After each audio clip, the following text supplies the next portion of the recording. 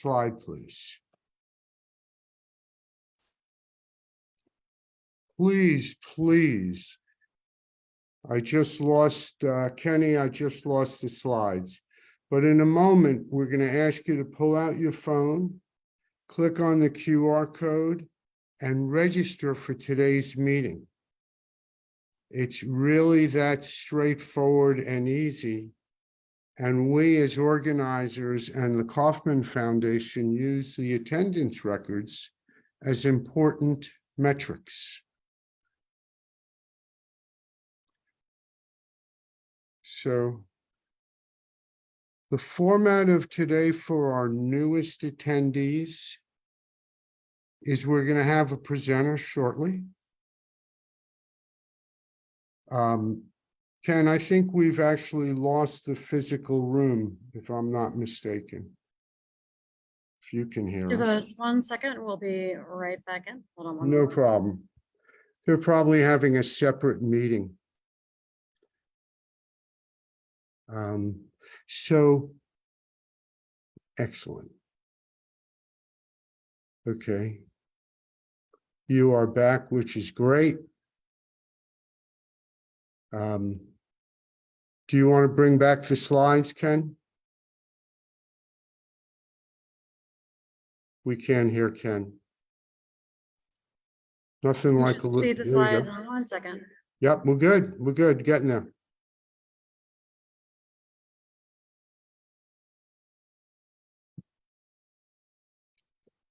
So for our newest attendees, shortly, we're going to have a presentation. Most of our time is Q&A, where folks in the audience have the opportunity to ask questions, make suggestions, observations, and we'll turn to that shortly. Please, everyone, take your phone. If you were here last week and forgot to register, click on the QR code, take your phone, click on the QR code, register for today and last week's meeting. I'm not suggesting we stuff the ballot box, but at least vote if you were there. Give everyone a second and then we'll go to the next slide. We are questioning, we're keeping our own metrics, by the way, and welcome to the organizers and the ambassadors, some of whom are in the room today, each of whom plays an active role in making every Wednesday a success. And if it's not a success, or if it is a success, we'd like to hear from you. So feel free to give us feedback. We learn a lot from the folks who attend.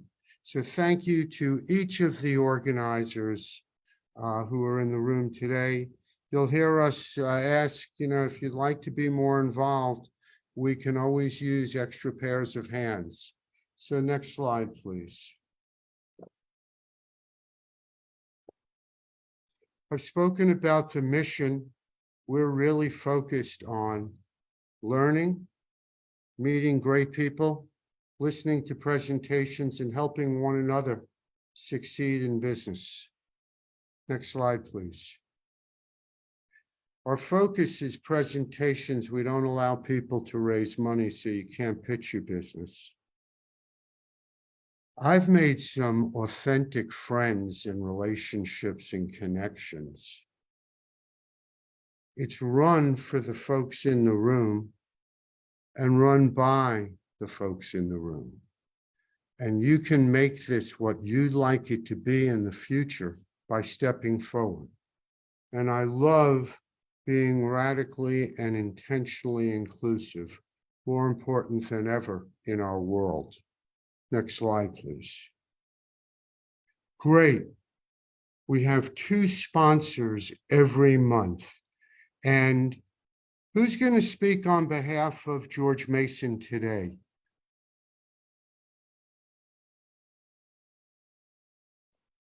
No answer? Okay. Jen, you're probably closest, if not our presenter.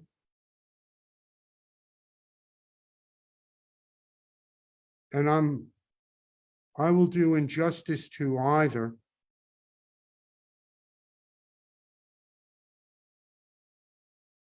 So George Mason hosts us every month.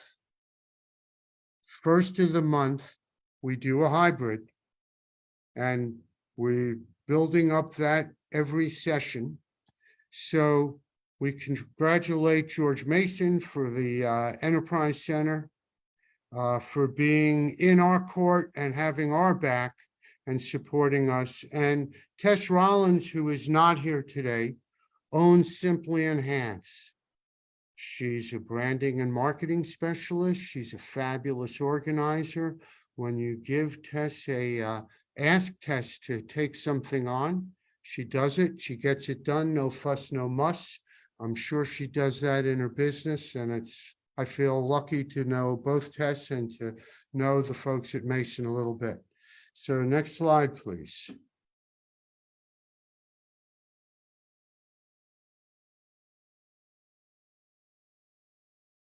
Great. Everyone can read this quickly, but please do put your microphones on mute. I see they are already.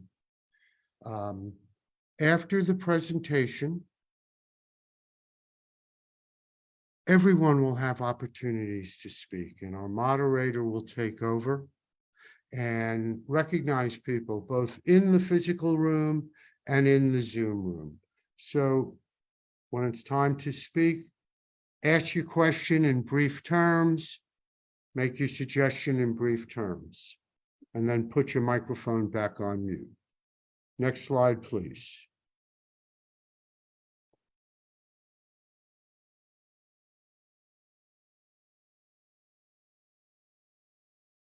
Best practices. So it's really important we have a speaker who's had the guts and courage to stand up and present. And we have to be so respectful. And even if you disagree with the presenter, there are great ways to express your disagreement without slamming the person in the face. So here are some examples. So we bring this up because we got feedback. So it's just important to be sensitive and thoughtful in the way you present. Next slide, please.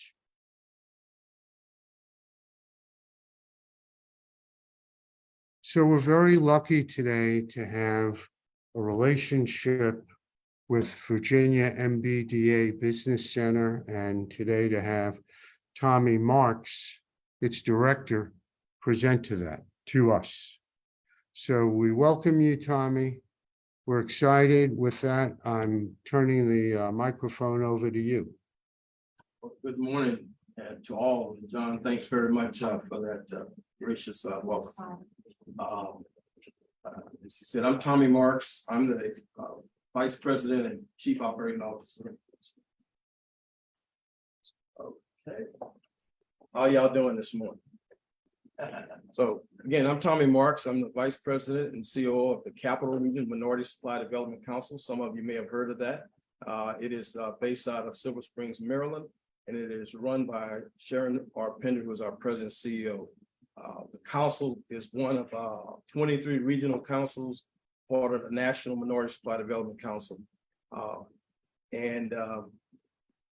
We operate the Virginia Minority Business Development Agency's Business Center, which actually belongs to the Department of Commerce's Minority Business Development Agency. I won't test anybody, but MBDA, as we call it, has been around for 54 years.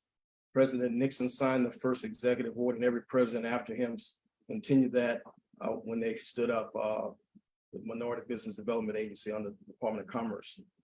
In November of 21, President Biden actually codified it in law. Well, the bipartisan Congress actually passed it, and President Biden signed it into law on the 19th of November, which took us from being just an organization backed by an executive order to an organization backed by law. Our primary mission is to support and provide business consultation to minority businesses who are African American, Asian American, Asian Indians, Hispanic Americans, Native Americans, which also include Alaskan Natives, and Hasidic Jewish Americans. We're one of 50 business centers in the United States. There are actually 4 in the DMV. We we were, up until 30 June, I was located in Alexandria and decided it was time to move to a new location. Actually, better collaboration because I've worked for the last 4 years with the SBDCs, with the Mason Enterprise Center, unbeknownst to myself, as they house, as you know, the SBDC, and they house which is now the Apex, formerly PTAX. And we work hand in hand and working with businesses. The businesses that I work with, revenue minimum $500,000 or more. So established businesses, we work to get them access to contracts, access to capital, access to those program folks both at the local, county, state, and the federal level. My prior job is I was the director for small business for all of the Army, the secretary of the Army's senior advisor.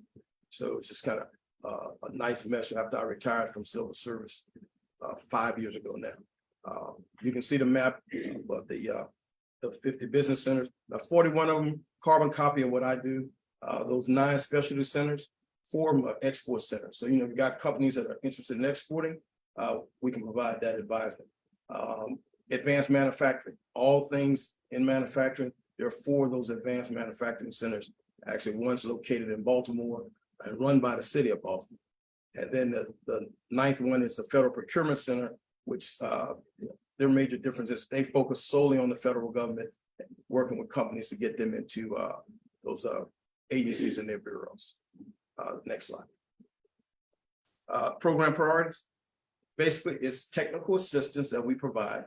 We're not authorized to provide any funding. We wish we were able to, but Congress hadn't given us that little caveat just yet. So it's primary technical assistance across the board in helping companies grow and scale their businesses. Next chart. You can see, I think you have access to these charts, but when you encompass what we do, we come in on a daily basis to work with those companies. I got about 120 in my portfolio currently, and we continue to grow. And we're not restricted to the Commonwealth. And what's unique about this business center is the fact that Virginia in those 54 years never had its own business center. The Commonwealth was divided north or south, Northern Virginia down to Fredericksburg. A business center out of Maryland and DC took care of the northern half of the Commonwealth, and the southern half was taken care of by either a center out of Raleigh, North Carolina, if it still was in existence based on budget cuts, or a center out of Columbia, South Carolina. Today, I'm responsible for the entire Commonwealth, and that's since July of 2021. I talked about this already. Next chart. And so the services we provide cost those companies $0. Taxpayer dollars appropriated by Congress, funds the business center. And so my services that we provide with the team I got 3 consultants, and combined, we got 100 years plus of acquisition and contracting background. One of the consultants is the former director of all small business for the Commonwealth, appointed by the last 2 Democratic governors, Tracy Wiley. And then I've got a lady named Alice Williams, 35 years of Department of Defense background. As myself, I came out of the Department of Defense. And then a gentleman named Owen Jackson, who's run about 3 of these business centers, and he's an entrepreneur himself today. So the payback, if a company believes that they were successful in gaining the contract and we had anything to do with it, we asked them for the data from the contract so that we can report that. See, the numbers on the slide is what MBDA holds my foot to the fire in order to the number of MBEs that I would serve on an annual basis and the amount of revenue that generated. Next chart. Questions? Great. Well, I want to first give a round of applause to Tommy Marks, to your organization, sir, and for you coming to us today. In a moment, I'll turn it over to our moderator. And please, everyone, look at the challenge question for a moment. Give thought And it's all yours, Ken. Great. Thank you, Tommy. I had no idea that you were out here. And it's remarkable to see the big numbers that you put on the board and the work that you've been doing for the community over such an extended period of time. What I'd like to do is I'd like to share this camera with you so that people can see you respond. And I'd like to have you share with us your challenge question and tell us a little bit more about the struggle that you're having with it. Okay, so as we know, and this actually affects just not minority business, but all small businesses. And it's about capital. Winning contracts is one thing, right? And what I tell them on a daily basis, you come to me with capability, you come with some capacity, and we go out to win a contract. After you win that contract, you got to be able to execute it. And I don't know, and if you know this, please send them my way. But I don't know of any entity that you're going for a contract with that they give you your money up front to start executing. So you've got to be able, you and I have got to be able to execute. If we win the contract from Ken expects me to start working and get that work done, right? So the greatest challenge is access to capital. And so we team today with different banks and non-traditional lending organizations to refer the businesses to when they're looking for capital. And so my question, and when I was asked about this challenge question, is where should I look for additional sources of capital for businesses that we work through the center? And any recommendations is greatly appreciated.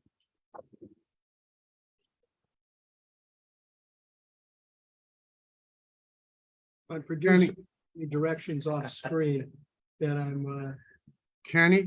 to work with. So, yeah, John. Excellent. So, Tommy, I'd like to tell you I have no idea, but I have a couple of questions, and I'm speaking to someone who's so much more experienced in the world than I am in terms of this area. So there used to be tax credits available relating to investment in inner city businesses, okay? And where there is income in a corporation, there's benefit from tax credits. And therefore, the ability to raise capital becomes more feasible from that beneficiary of the tax credit, the profit-making corporation. So again, you may have explored anything I could ever come up with, but as I listened, I wrote down banks because Bank of America, when it was profitable, used the credits to offset income or offset taxes, and it was worth capital to do that. So the public-private partnership, and you referred to working with banks, just your thoughts. Perhaps you're already doing that. No, actually, John, you're absolutely correct. We on the council, all of the major banks that are in the DMV, they're part of our the Capital Region Council, and some of them on the board. And so we work through them. The tough part about banks is though they do a lot of advertising, come and get that money. It's the toughest place is through traditional lending, and some of it has to do with Tommy Marks comes in and I'm not actually ready for that loan. Like I got to be able to explain my profit and loss statement, and right, and, because there's risks that they're taking, and so one of the things that through Department of Treasury that our organization is waiting for an award to come out is a thing called Capital Readiness Program. And this is where we actually do technical assistance, training companies, the CEOs and their folks about what does it mean to be not just procurement ready for contracts, but also capital ready for access. So John, you're in the room.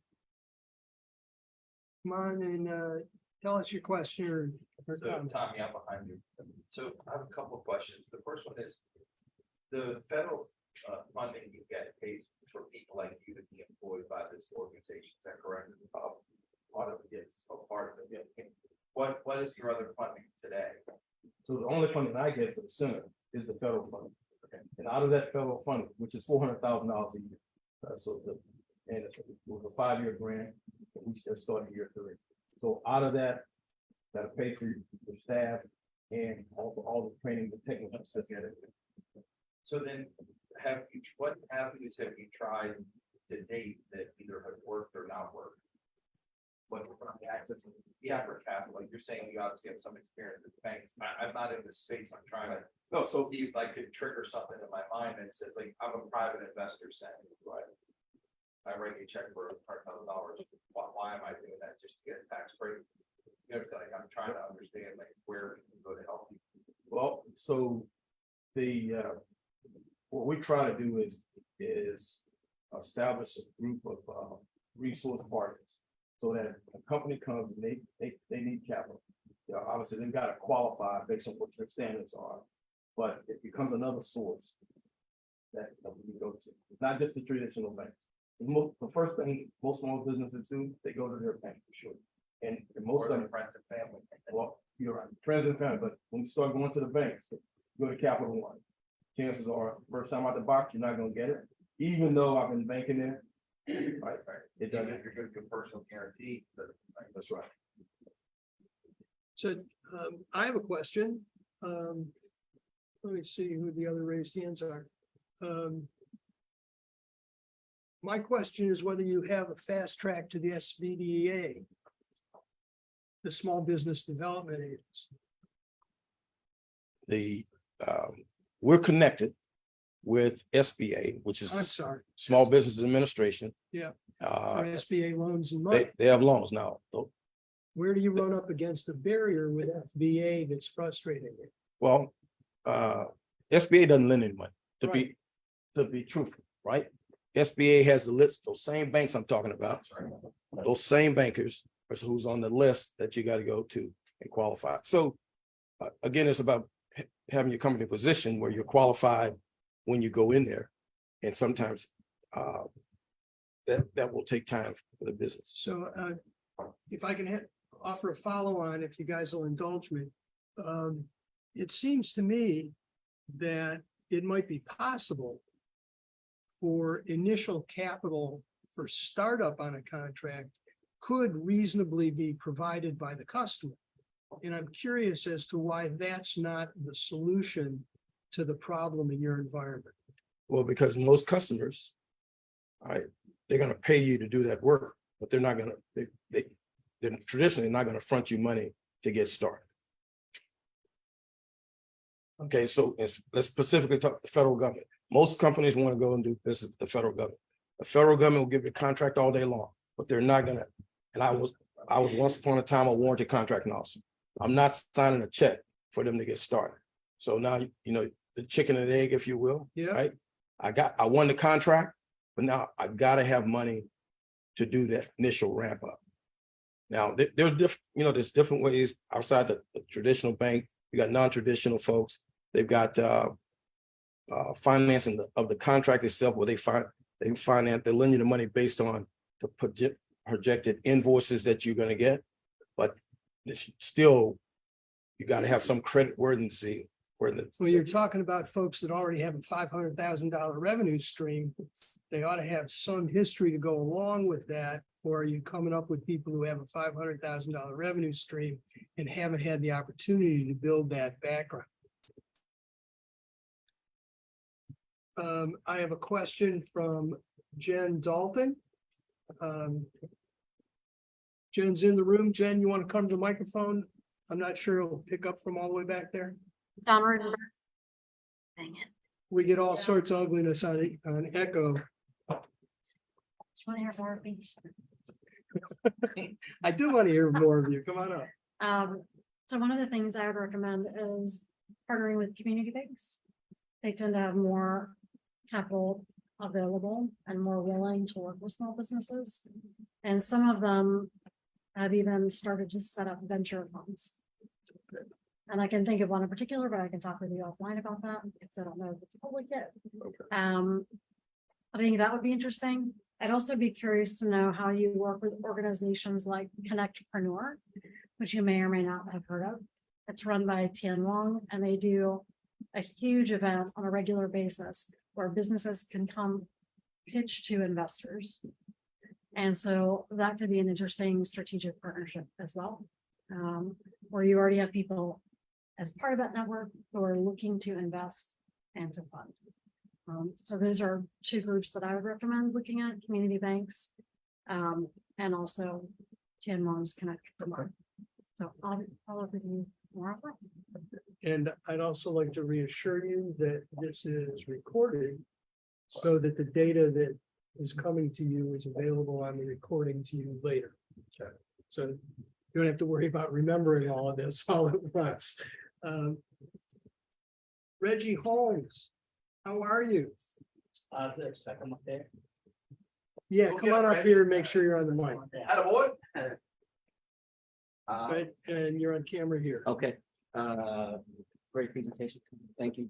My question was about if there is a like an alumni type of program through your organization, because I feel like the people that would be most enthusiastic about contributing to the future success of other organizations that you're connected with are the people that have successfully been a part of it, won contracts, and have that success that they can want to pay it forward to other people coming into the program. So if there's nothing like that, that's more of a longer term kind of play. But I think going back to people that have come through, won contracts, obviously, like, you can't make them give you money, but if I went through it successfully, I would be motivated to see that someone else has opportunity and access. So maybe setting up some type of program like that where, people come back and give their knowledge and wisdom, but also contribute to be able to help other people succeed. Okay. So, yeah. It's a good idea. I like that. So those of you who know me know that I can fire questions at Tommy for the rest of the 45-minute period we allocate for questions. But I prefer not to do that. If you have any general questions about minority business support, I'm curious about some things, considering that you've been in business as an organization for over 50 years. Do you have any notion of what your impact has been over that course of time? I don't have those numbers memorized. The overall organization network, it's billions of dollars in economic impact. Our center, not this particular center, but I ran the Federal Procurement Center prior to this one. And it's a recompete every 5 years. So as the incumbents, we really thought we were going to be retained, but obviously we weren't. But we still were given an opportunity to still excel. But during the Federal Procurement Center, we had contracts awards up to $20 billion for the companies that we were working with in that stretch from 2016 to 2021. Wow. And so the numbers you saw on my chart are the grading metrics that come from headquarters down in DC. I just finished year 2, and on a 100-point scale, we scored a raw point of 105 points based on our performance this past year with companies winning awards in finance and those things. John, come on up so people can see you.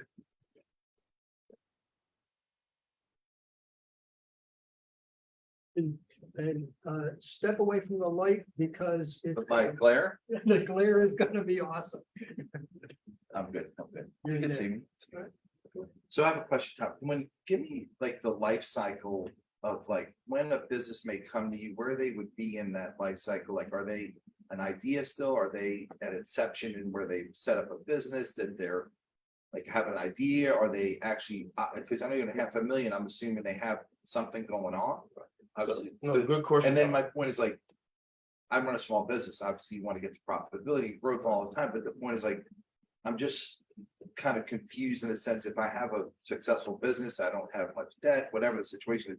What are the barriers that are preventing them from getting? Is it that they need like $5 million and are only doing $500,000 of revenue, or is it that you know what I'm saying? I'm trying to find out where the pain point is. I don't know anything about government contracting, right? So So Forgive me for my ignorance. no, so the first part of your question is, so my call ID doesn't identify where you're at when you make a call to me, right?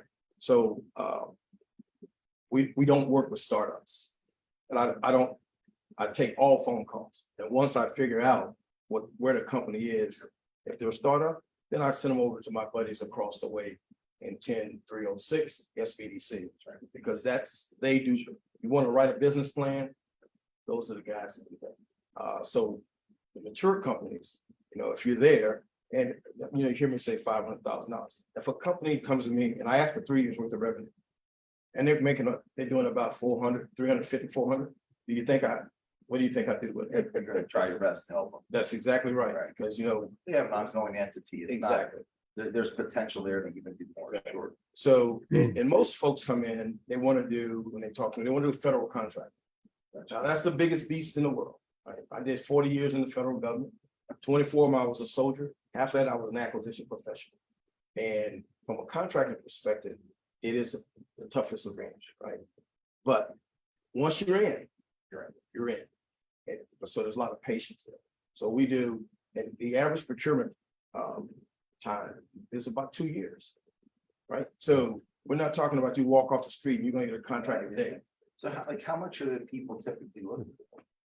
Like that's what, Well, actually, so the vendors, the contractors are not, they don't come with a number in their head. Let's say the average, I want a $1 million contract. Now, so the other part of that is they want to come in, I want to be a prime contractor. sure. Well, I tell you up front, federal government, do subcontract. The money's still the same. I mean, it red tape's less, because as a prime, That's right. you're the You're developer, just hooking onto their wagon. right? So, but it depends on the requirement that comes from the different organizations. But there's a piece of what the government does on billions of dollars that most folks don't even know about. Below $250,000, there are billions of dollars every day in all these, add these government agencies. These government agencies, right? We gotta do business, right? And a lot of that, some of that is swipe with a credit card. That's right. Every government agency has a GPC, that government purchase card.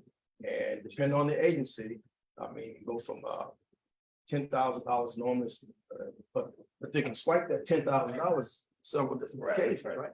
So, but it's knowing where to go to find that. And that's another part what we try to do.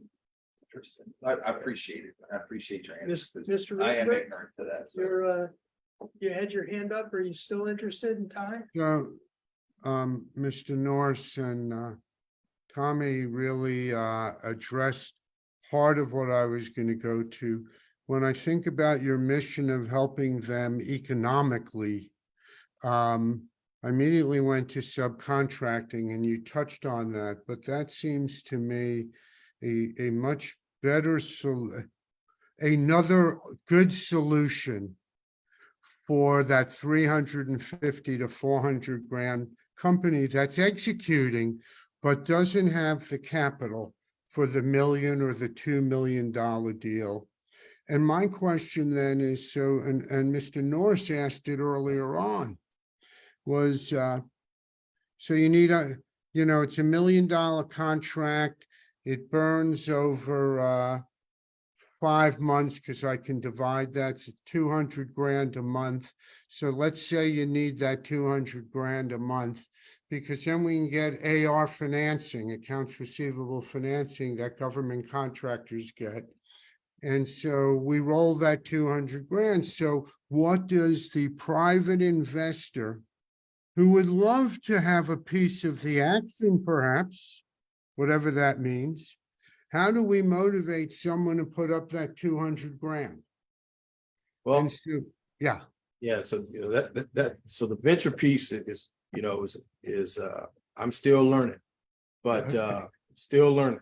But I think some of the companies, when you talk to them about that, is what they don't want to give up, right? In order to get that investor on their side. So, and that's normally in this arena has been like the last, if you're talking about where they're going to go to, that's like one of the last options. Sure.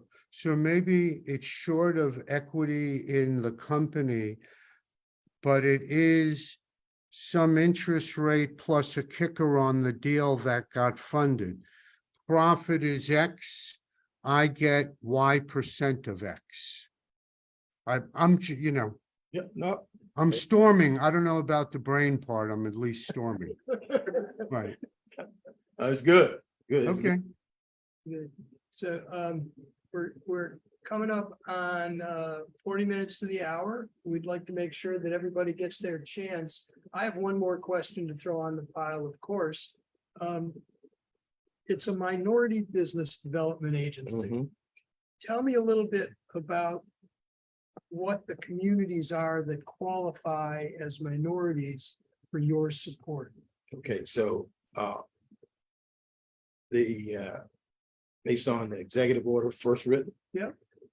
The focus had to be on these 5 ethnic groups: African Americans, Asian Americans, including Asian Indians, Hispanic Americans, Native American, including Alaska Natives, and Hasidic Jewish Americans.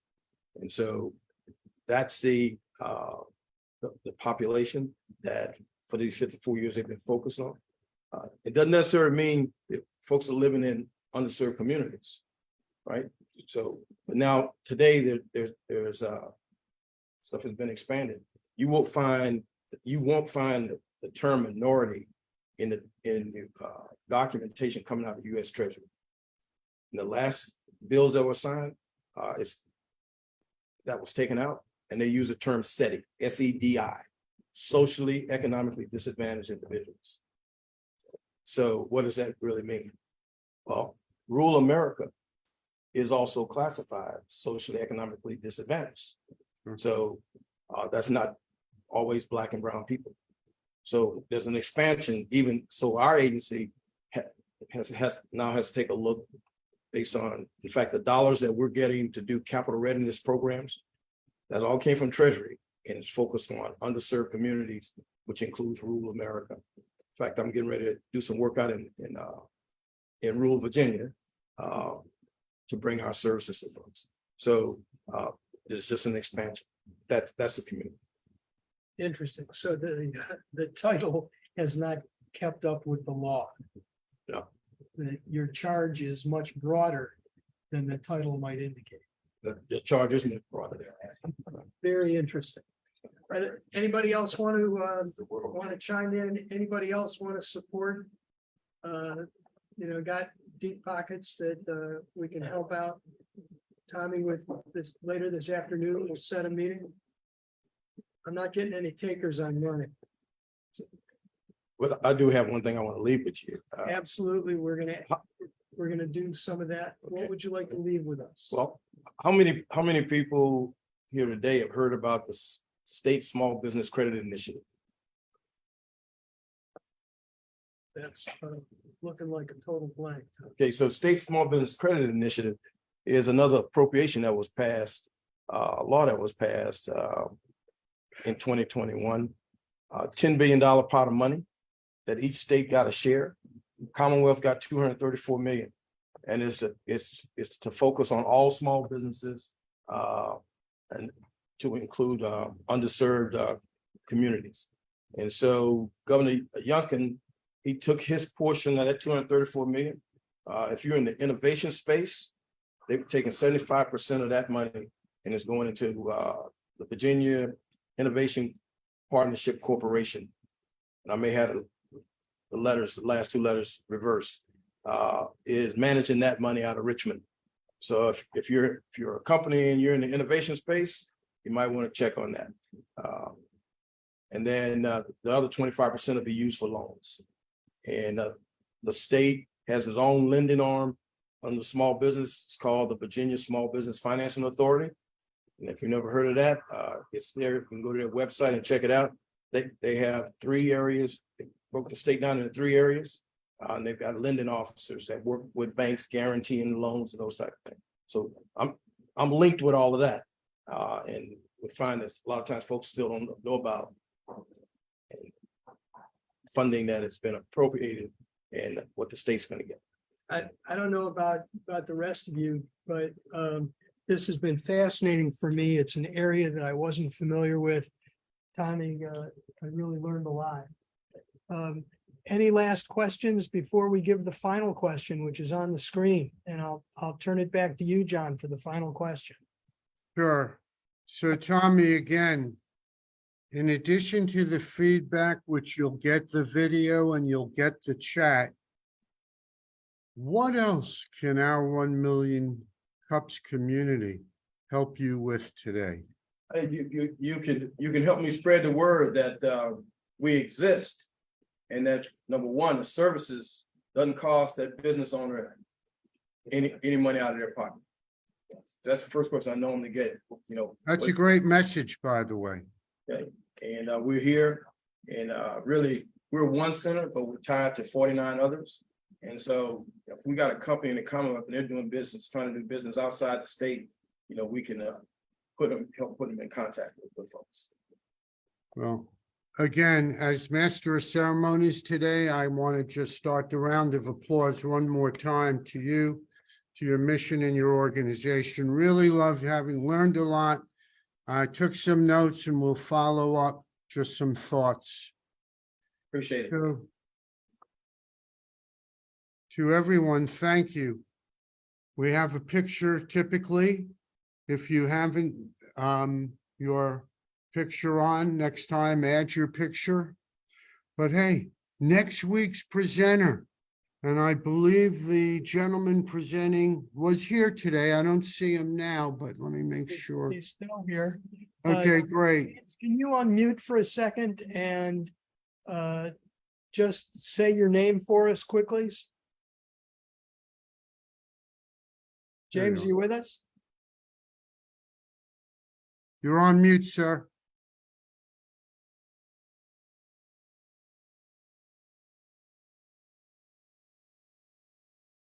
Well, All right. James, if you can come We'll off mute, get that jump to you in. before your presentation next week. Yeah. So just so for our newest people, and I'm so thrilled, I think there are 3 new people in the room today. We love the fact that you're here. And please let us know what you think and how we can help. So very quickly, next week, we just mentioned James. We're tying down August 16th and 23rd, but we have openings. So if someone in the room would like to present, please, we work with you. One of our organizers is assigned, works with you in advance. We actually have a Google Forms template that helps you shape your presentation that flows directly into the deck we use, the PowerPoint file we use for this meeting that you're looking at right now. We're looking to build our pipeline, so any way you can help us identify presenters, and more importantly, identify others who can attend our weekly meeting. So next slide, please. Anyone else want to mention an event they have at the moment that should be highlighted? Between August 2nd and August 8th, here is a group of events from the Central Fairfax Chamber of Commerce, one of our friends and partners. See? Yeah. Of course, Russ McIntosh, who is plugged in everywhere, knows what's going on. Yeah. So So coming up with the Chamber of Commerce, you can find all of our events on cfcc.org. And next week we have business after hours at the Capitol Grill on Thursday from at 5:30, Thursday the 10th. Everybody's invited. Then we have a boss luncheon series at Ruth's Chris on Thursday the 17th at noon. And it's for all business owners are allowed. And then we also have middle of the month, middle of the week, middle of the day, Fairfax Business Meetup. This month, we're going to have DARS, Developing the Development of Aging and Rehabilitation Services, as our speaker. And that's always at Patriots Pub and Grill, middle of the day at noon, Wednesday, and yeah, we're gonna have a good time. I've been to Russ's program, the middle of the day, middle of the week, middle of the month, and it is as he describes it. Thank you, Kenny, and Russ, great to see you, man. So to each of our attendees, please tweet us, please post your attendance on your various social media channels. And use our QR code. It's a great way to get to the Fairfax chapters webpage. The QR code is a link to a bunch of functional links so that it will show you a lot of resources that are available and opportunities for you to participate. Thank you. I think And with- again, thank you. That brings us to our conclusion, I believe. Thank you so much for being here. Jen, Katie, wonderful piece of chat. Thank you so much.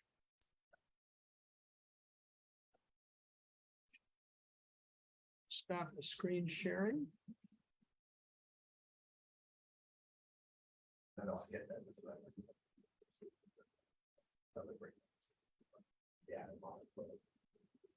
Stop recording. Excellent. Great job.